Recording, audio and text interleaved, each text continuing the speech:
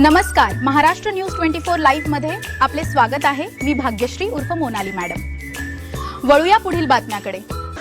गणगण गणात बोतेच्या जयघोषाने शेगाव नगरी दुमदुमली। प्रतिनिधी गौतम इंगळे, शेगाव।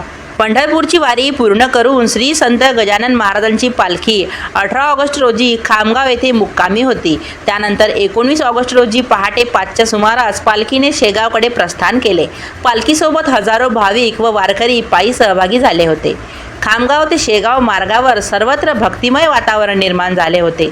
पालखीच्या स्वागतासाठी विविध ठिकाणी भाविक, सामाजिक संस्था, संघटना तसेच सेवाभावी मंडळांकडून वारकऱ्यांसाठी फराळ, चहा पाणी, भोजन आदी सेवा उपलब्ध करून देण्यात आल्या। त्यामुळे वारकऱ्यांचा प्रवास हा अधिकच सुखकर झाला।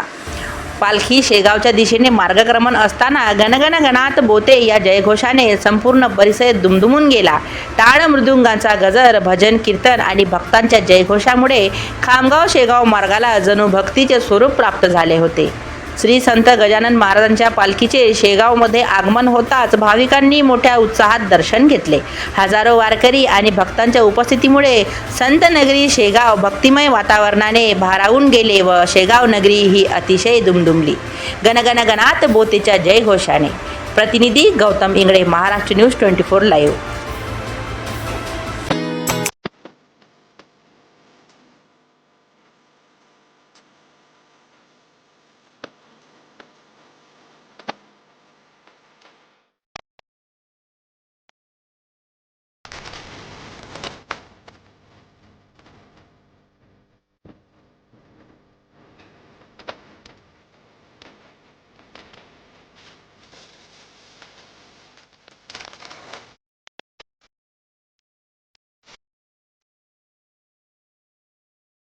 आमच्या चॅनलला सबस्क्राइब करा। अशाच नवनवीन बातम्यांकरिता बेल आयकॉन दाबा आणि बातमी आवडल्यास शेअर जरूर करा। मी मोनाली मॅडम घेते रजा। भेटूया पुढील बातमी सत्रात। नमस्कार।